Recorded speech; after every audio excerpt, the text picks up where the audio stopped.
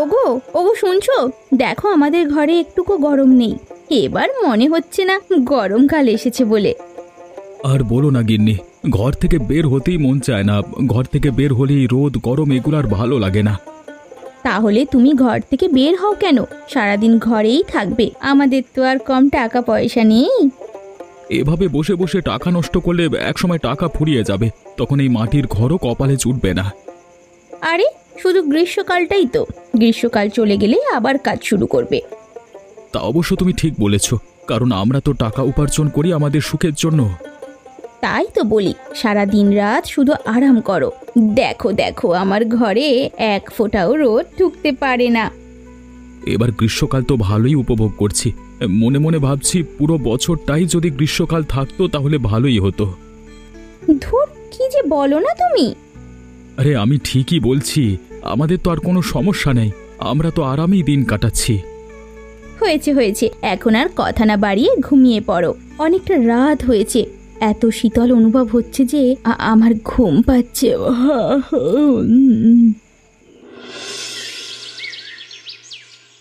কি অবস্থা দিদি? কি খবর তোমার? তোমাকে তো এখন আর দেখাই যায় না তেমন একটা। দেখবে কিভাবে রে, আমি তো ঘর থেকে বেরই হই না। ঘর থেকে বের হলেই শুধু গরম লাগে। তা তো লাগবেই, গ্রীষ্মকাল বলে কথা। সেই জন্যই তো ঘরের ভেতরে থাকি। ঘরে একদম গরম পৌঁছায় না রে। তা তুমি ঠিক বলেছ, এই গরমে মাটির ঘরের ভেতর থাকতেই খুব ভালো লাগে। একটুকু রোদ বা গরম ভেতরে নাকি ঢুকতে পারে না। তা ঠিক বলেছিস, তবে আমি ভাবছি বেশি দিন আর এই ঘরে থাকবো না, আরো ভালোভাবে বড় ঘর তুলবো। কেন গো দিদি, এই ঘরই তো বেশ ঠান্ডা অনুভব হয়। আরে আরে শোন শোন, বড় লোকি ধরনের ঘর তুললে গরম কম লাগবে, বুঝলি তো? কি জানি, অতটা বুঝি না। বড় লোকি ঘরে তো আর কখনো থাকিনি না, তাই। আগে আমি ঘরটা তুলি, তারপর তোকে আমার ঘরে নিয়ে গিয়ে দেখাবো।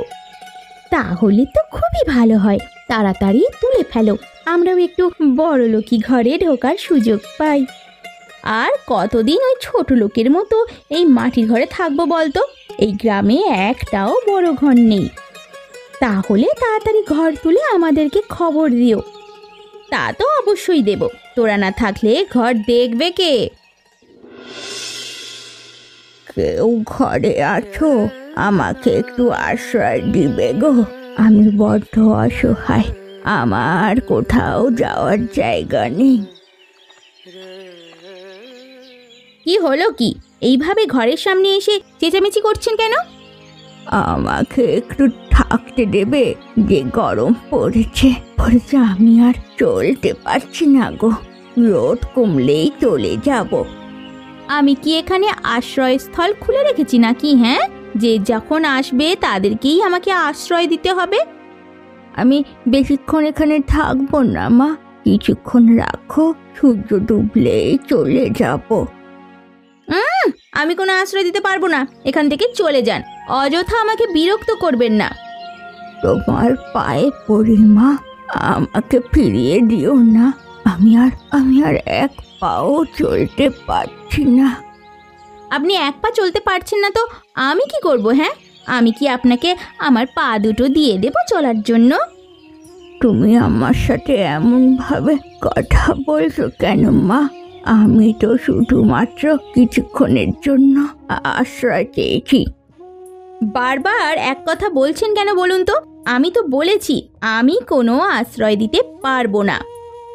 এত বড় একটা ঘরে আমার মতো একজন বুড়ো মানুষকে আশ্রয় দিলে কি এমন হবে? উফ বাবারে বাবা, এ বুড়ি তো শোধরানোর নয়, ঘর ধাক্কা না দিলে এর কোনো শিক্ষাই হবে না।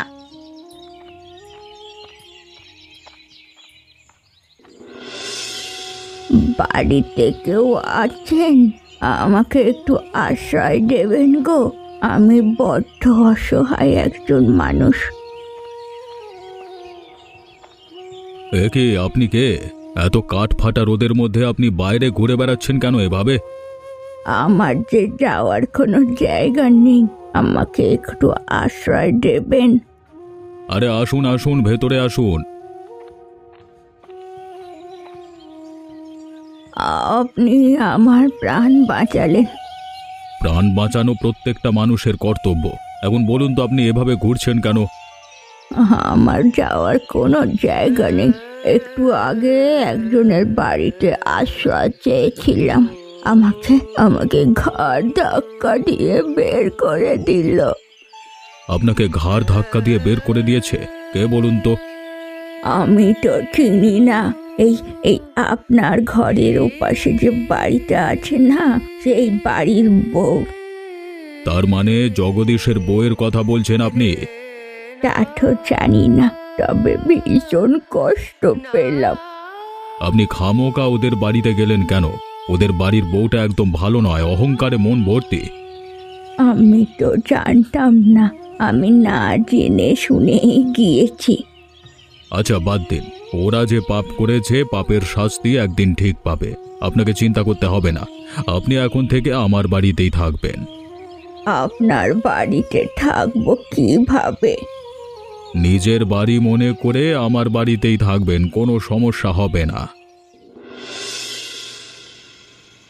আমি তোমাকে কতবার বলেছি গিন্নি, গ্রীষ্মকাল যাক তারপর আমি তোমাকে বড় ঘরে তুলে দেব।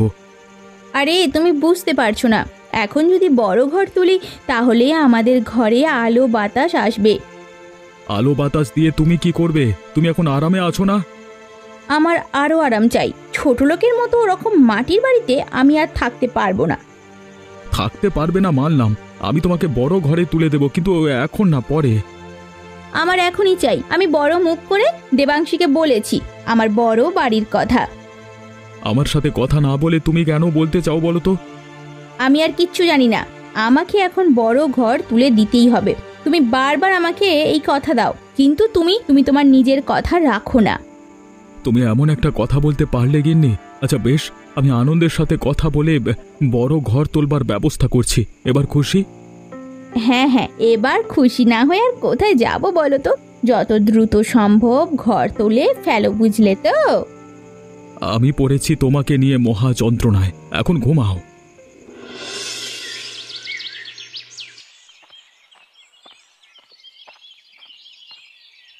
আরে আনন্দ যে, আমি তো তোর বাড়িতে যাচ্ছিলাম, ভালোই হলো তোকে রাস্তায় পেয়ে গেছি। কেন গো দাদা, আমাকে খুঁজছিলে কেন? কোনো প্রয়োজন আছে নাকি? আরে হ্যাঁ, প্রয়োজন আছে বই কি। তোর সাহায্য প্রয়োজন আমার। আমাকে একটা বড় ঘর তুলে দিতে হবে। বড় ঘর? কেন দাদা, কি হয়েছে? আরে থাকবার জন্য একটা বড় ঘর তুলে দিতে হবে। ওই মাটির ঘরে নাকি তোর বৌদি আর থাকবে না। এইটা কোনো কথা? মাটির ঘরে গ্রীষ্মকালে কি যে আরাম সেটা বৌদি জানে না? সেটা তো জানে, এখন সে বলছে বড় ঘর তুলে নাকি আরো আরাম পাবে।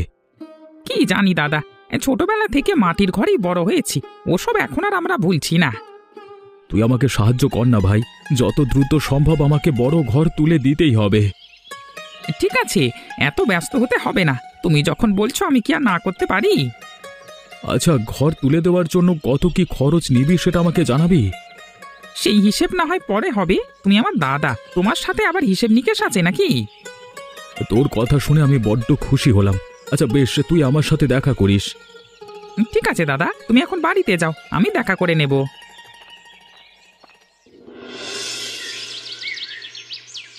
ও দিদি, বাড়িতে আছো নাকি? কোথায় গেলে তুমি? আরে দেবাংশী যে, আয় আয় আয়, ভেতরে আয়, বস। তা কি খবর বল, কিসের জন্য এসেছিস? শুনলাম তোমার নাকি বড় ঘর তুলছো, সেই নিয়েই তোমার সাথে কথাবার্তা বলতে এলাম। আরে হ্যাঁ হ্যাঁ, আমরা তো 2-3 মধ্যেই বড় ঘর তুলে ফেলবো। এবার আমরাও আরো আরামে থাকবো, দেখিস। হ্যাঁ, জগদীশ দাদার সাথে আনন্দের কথা হয়েছে। আনন্দ বাড়িতে গিয়ে আমাকে জানালো সবটা। সবে তো তোরা জেনেছিস, এবার ধীরে ধীরে গ্রামের সমস্ত মানুষ জানবে। আচ্ছা দিদি, বড় ঘর তোলার পর কি তোমাদের বেশি গরম লাগবে না? মাটির ঘরই তো ঠান্ডা ছিল। মাটির ঘরে ঠান্ডা আছে এটা ঠিকই, তবে দেখিস না বড় লোকেরা কত বড় ঘরে ঠান্ডায় থাকে। তোমাদেরও অমন লাগবে নাকি? তা নয় কি, শুধু শুধু কি আর আমি বড় ঘরের জন্য লাফালাফি করছি? হ্যাঁ, তোমার বড় ঘরের কথা শুনে আমার বড় ভালো লাগছে গো। ভালো লাগলে কি হবে, তোরা তো আর অমন ঘর তুলতে পারবি না কখনো। আমাদের ঘরই দেখে দেখে যাবি, বুঝলি তো? নিশ্চয়ই নিশ্চয়ই, যখনই গরম বেশি লাগবে তোমাদের ঘরে না হয় চলে আসবো। তা আসিস, সবসময় এসে বসে থাকাটাও উচিত হবে না। আরে না না, কি যে বলো, আজ তাহলে আমি আসি। চলে যাচ্ছিস নাকি? আরো কিছুক্ষণ বস, তোর সাথে গল্প করতে বেশ ভালো লাগে। না না দিদি, আর বসবো না, সন্ধ্যা হয়ে এসেছে, এবার বাড়ি ফিরতেই হবে, আরেকদিন আসবো না হয়।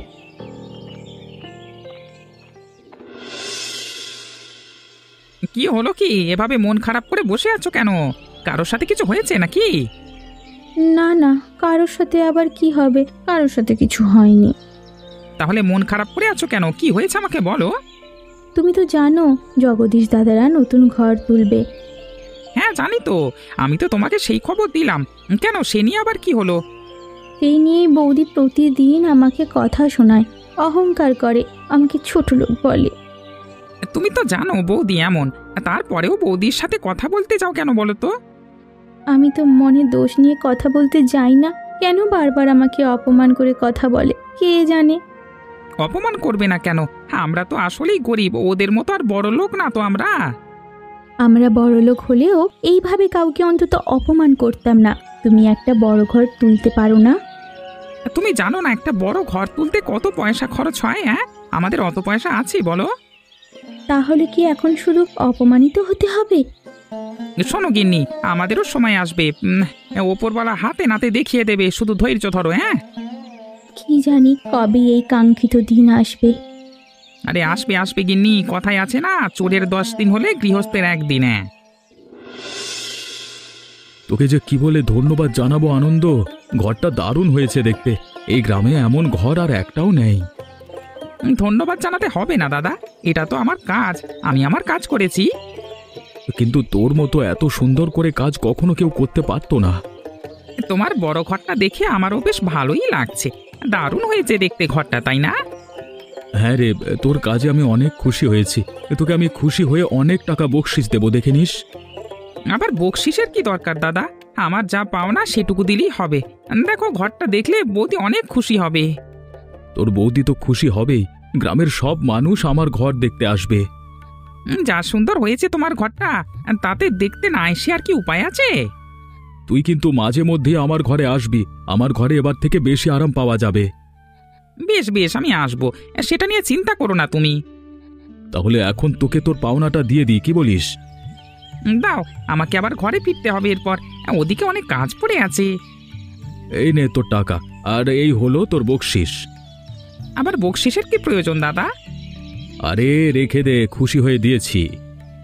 ঠিক আছে দাদা, এরপরে যদি প্রয়োজন হয় তাহলে আমাকে ডেকো। হ্যাঁ, অবশ্যই ডাকবো, তোর হাতের কাজ এত ভালো, তোকে রেখে আর কাকে ডাকবো শুনি।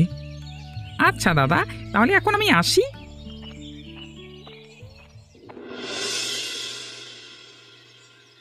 বলি, কি ঘর বানিয়েছো তুমি? হ্যাঁ, গরমে টেকা যাচ্ছে না ঘরের ভেতরে, এভাবে ঘরে থাকা যায় নাকি? আশ্চর্য, আমি কি করব? এতে আমার দোষ কোথায়? তুমি ঘর তুলতে বলেছিলে, আমি ঘর তুলে দিয়েছি। ঘর তুলেছো ভালো কথা, ভালো একটা ঘর তুলতে পারলে না, ঘরে প্রচন্ড গরম।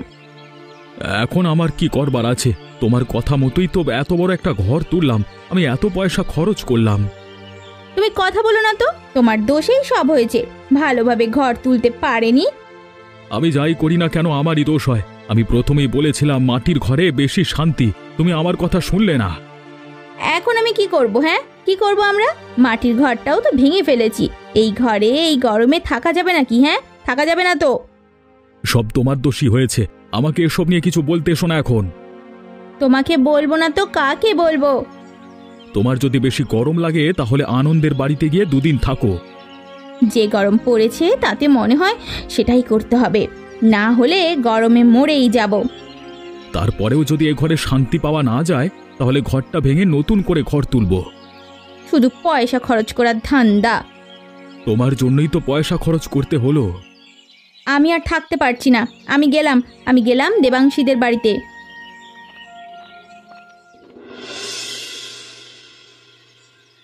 এই দেবাংশী, দেবাংশী, ও দেবাংশী, ঘরে আছিস? বেরিয়ে আয় তো একবার।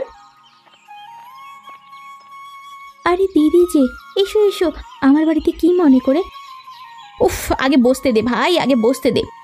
বাইরে প্রচন্ড গরম, আর টিকতে পারছি না। এসো এসো আমাদের ঘরের ভেতরে এসে বসো, আমাদের ঘরে গরম নেই। তোদের ঘরে গরম নেই বলেই তো তোদের ঘরে এলাম। আমাকে 2 দিন তোদের ঘরে থাকতে দিবি? তুমি কি আমার সাথে মজা করছো গো? হ্যাঁ, আরে না রে, এই গরমে কে মজা করবে বলতো? আমি সত্যিই বলছি, আমাকে 2 দিন তোদের বাড়িতে থাকতে দিবি? হ্যাঁ হ্যাঁ, অবশ্যই অবশ্যই থাকতে পারো। কিন্তু কি হয়েছে, দাদার সাথে ঝামেলা হয়েছে নাকি? আরে না না, তেমন কিছু নয়। আমার ঘরে প্রচন্ড গরম লাগছে, তাই ওই ঘরে টিকতে না পেরে তোদের বাড়িতে চলে এলাম। কেন, তুমি না নতুন ঘর তুললে এবং সেখানে তো গরম কম লাগার কথা? আরে না রে না, সেখানে গরম আরো বেশি মনে হচ্ছে। উফ বাবা, এত রোদের তেজ।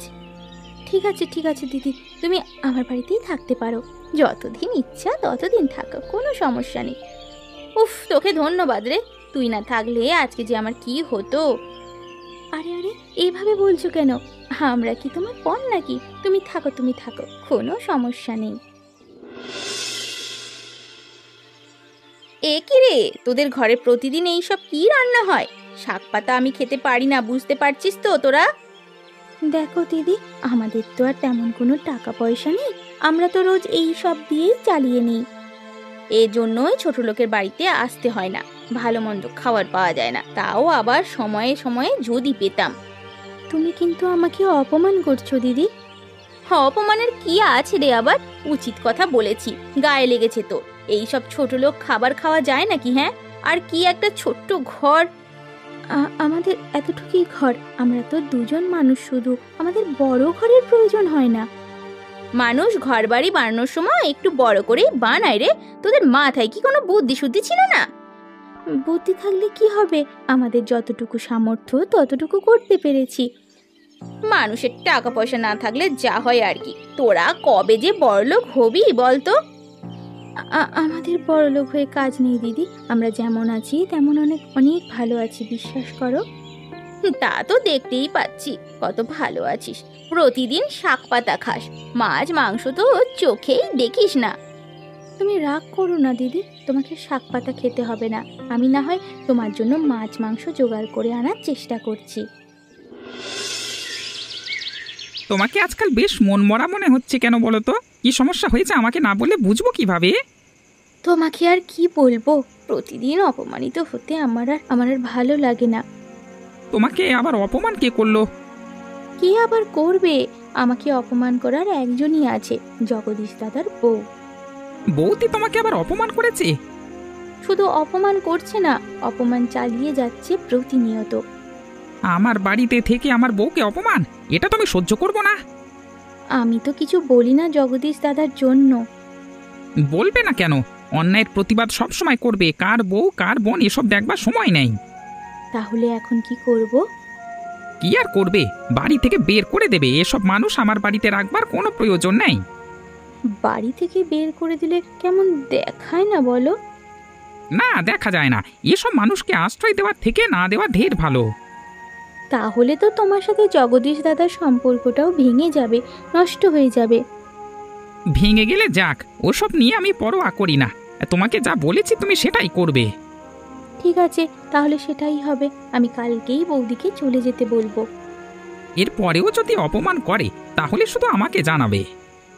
আচ্ছা।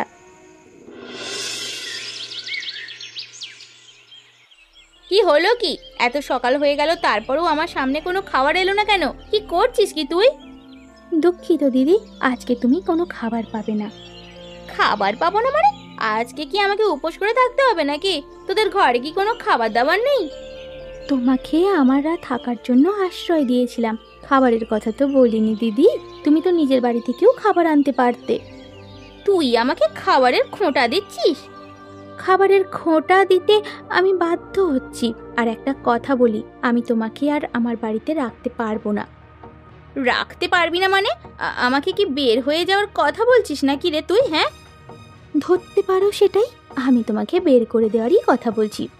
তুই জানিস না তুই কার সাথে কথা বলছিস? তুমি আমার ঘরে দাঁড়িয়ে আমার সাথে অহংকার করতে পারো না, আমাকে ধমক দিতে পারো না তুমি। কাজটা তুই কিন্তু মোটেও ভালো করছিস না। এমন অনেক কাজ আছে যেটা তুমি ভালো করোনি দিদি, আমি সেটার কখনো প্রতিবাদ করিনি, আজ বাধ্য হলাম। ঠিক আছে ঠিক আছে, আমি চলে যাচ্ছি, তবে তোকে আমি দেখে নেব। তোমার যা ইচ্ছা তুমি করতে পারো, সমস্যা নেই। ঠিক আছে ঠিক আছে, আমি চলে গেলাম, তবে তোকে আমি শিক্ষা দিয়েই ছাড়বো। কি হলো? তুমি আমার বাড়িতে কেন? আর তোমার এই অবস্থা কেন? বাবু, আগে আমাকে একটু আশ্রয় দিন, তারপর আমি আপনাকে সমস্ত ঘটনা খুলে বলছি। আগে তুমি আমাকে বলো, তারপর ভেবে দেখবো তোমাকে আশ্রয় দেওয়া যায় কিনা। আমি আমার মাটির ঘর ভেঙে নতুন ঘর তুলেছিলাম, কিন্তু সেই ঘরে প্রচন্ড গরম। তাহলে আমি কি করতে পারি? দেখতেই তো পারছেন আমি পথে পথে ঘুরছি, আমাকে একটু আশ্রয় দিন। না বাবু না, একে আশ্রয় দেবেন না, এর কাছে আমিও আশ্রয় চেয়েছিলাম, ও দেয়নি। এই তুই চুপ করে থাক না, তুই এত কথা বলছিস কেন? আমি চন্দ্রকান্ত বাবুর সাথে কথা বলছি। এসব কেমন ধরনের কথা? তোমার কি কোনো ভালো শিক্ষা নেই? কার সঙ্গে কেমন ভাবে কথা বলতে হয় তুমি জানো না? ক্ষমা করবেন বাবু, যে গরম পড়েছে আমার মাথা ঠিক নেই। গরম আমরাও অনুভব করছি, কিন্তু তোমার মতো এমন উল্টোপাল্টা বকছি না। আচ্ছা আচ্ছা, আমাকে ক্ষমা করে দিন বাবু, তবুও আমাকে একটু আশ্রয় দিন, আমি যে আর পাচ্ছি না। না না, আমরা কোনো আশ্রয় দিতে পারবো না, তুমি এখান থেকে চলে যাও। আপনার দুটো পায়ে পড়ি বাবু, আমাকে একটু আশ্রয় দিন, আমি আপনাকে অনেক টাকা দেব, অনেক অনেক টাকা দেব। তুমি আমাকে টাকার লোভ দেখাচ্ছ? এক্ষুনি বেরিয়ে যাও আমার বাড়ি থেকে, আর কোনো দিন এ বাড়ির আশেপাশে তুমি আসবে না। কানের কাছে বসে এত কান্নাকাটি করছো কেন? আমি কি করতে পারি আমাকে বলো তুমি। তুমি এই ঘর ভেঙে দিয়ে নতুন ঘর তুলে দাও আমাকে, আমার সেই আগের মাটির বাড়িই চাই। কেন, তুমি তো মাটির ঘরে থাকতে চাও না, ওটা তো ছোট লোকের ঘর। না না না না, আমার ভুল হয়েছে, আমি ওই ছোট লোকের ঘরে ছোট লোক হয়ে থাকতে চাই, আমি আর সহ্য করতে পারছি না। কি জানো তো গিন্নি, তোমার এই পরিস্থিতির জন্য একমাত্র দায়ী হলে তুমি এবং তোমার অহংকার। আমি সেটা হাড়ে হাড়ে টের পাচ্ছি, আমি যদি অহংকার না করতাম তাহলে আমার এই পরিস্থিতিতে পড়তে হতো না। তাহলে বলো আর কোনো দিন কোনো অহংকার করবে তুমি? না না না, আর কোনোদিনও কোনো অহংকার করব না, তুমি আমাকে মাটির ঘর বানিয়ে দাও। ঠিক আছে, তুমি আমাকে একটু সময় দাও, আমি এই ঘরটা ভেঙে নতুন মাটির ঘর তুলে দেব। না না না, এই ঘরটা এত পয়সা খরচা করে তুলেছি, এটা থাক, এই ঘরের পাশেই একটা মাটির ঘর তৈরি করো। আচ্ছা বেশ, তুমি যেহেতু বলছো তাহলে সেটাই হবে। আমি আজকে অনেক খুশি হয়েছি গো, আমার মনে হচ্ছে আমি যেন নতুন করে জন্ম নিয়েছি। কি যে বলছো তুমি এসব? এটা আবার নতুন কি? নতুন ঘর তুলেছি এটুকুই তো। তুমি বুঝতে পারবে না, আমি পথে পথে ঘুরে কোনো আশ্রয় পাইনি, আমার কতটা খারাপ লেগেছে, কতটা খারাপ অবস্থা হয়েছিল, তুমি বুঝতে পারছো? বিপদে পড়লে কেমন লাগে এবার তুমি বুঝতে পেরেছো তো? হ্যাঁ হ্যাঁ, আমি ভালো করেই বুঝতে পেরেছি।